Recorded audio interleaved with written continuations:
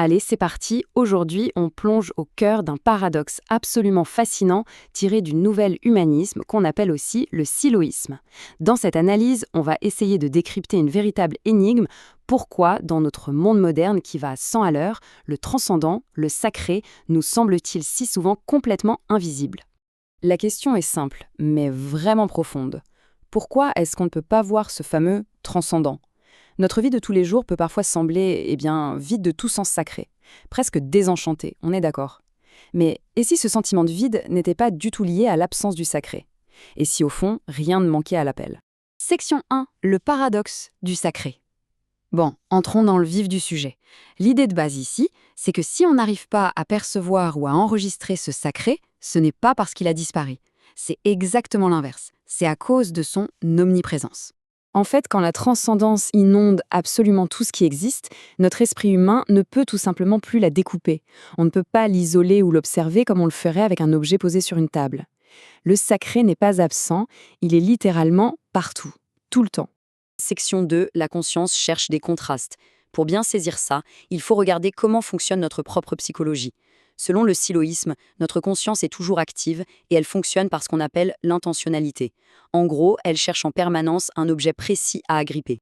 Ce qui est magnifiquement illustré ici. L'idée est toute bête. Notre conscience ne perçoit les choses qu'en se basant sur des différences, des limites, des contrastes. On ne perçoit la lumière que parce que l'obscurité existe, n'est-ce pas?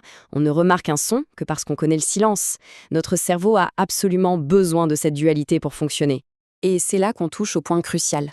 Si le sacré ou la transcendance était un objet bien délimité, notre esprit pourrait le pointer du doigt et dire « Ah, le voilà ».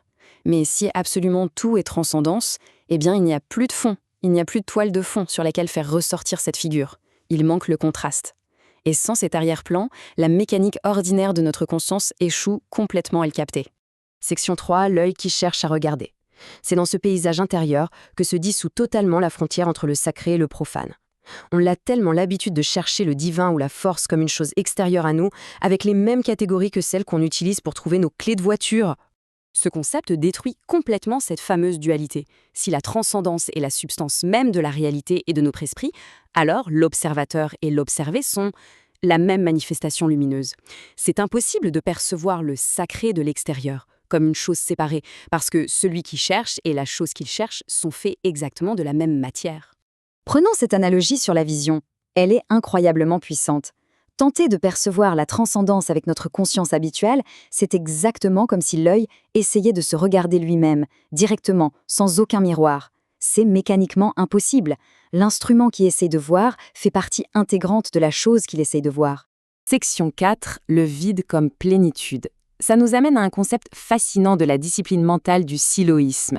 Si on ne peut pas observer ce sacré avec nos sens habituels, que se passe-t-il si on met sur pause notre corps, notre mémoire et notre imagination galopante?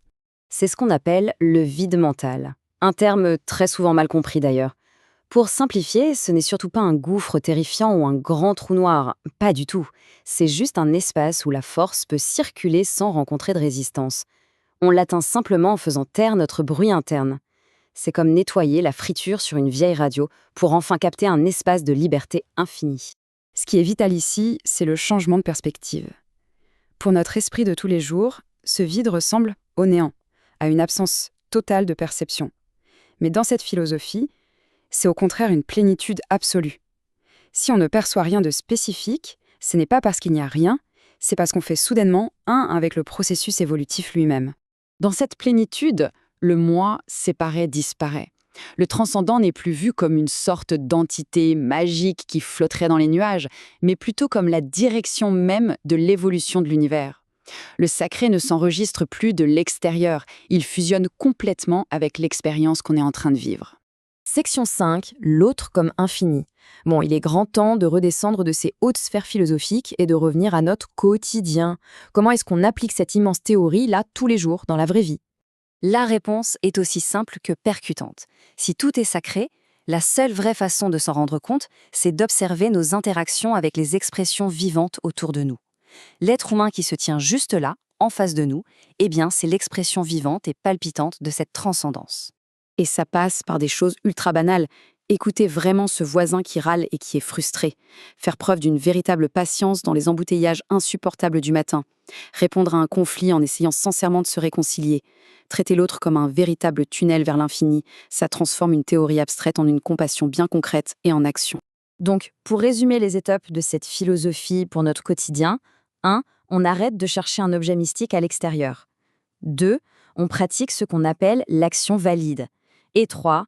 On fait preuve de compassion active. Le sacré ne se capte pas avec notre intellect, il se vit en suivant cette règle d'or. Traiter les autres exactement comme on aimerait être traité. On arrive à la fin de cette analyse. Ce qui nous semble parfois être un vide ou le grand silence du sacré dans notre monde actuel, ce n'est absolument pas un abandon. C'est en fait le silence assourdissant d'une réalité totale qui nous soutient. Une réalité tellement intime, tellement proche de nous, qu'elle échappe tout simplement à notre radar habituel. Ce qui nous laisse avec cette ultime réflexion. Si absolument tout est une manifestation du sacré, comment est-ce que ça va changer le regard qu'on va porter sur la toute première personne qu'on va croiser en sortant d'ici ? Ce n'est pas une question de trouver un nouvel objet à regarder. C'est la nature même de notre regard qui va changer. Merci d'avoir suivi cette exploration, gardons l'esprit grand ouvert et à très vite pour continuer à décrypter tout ça ensemble.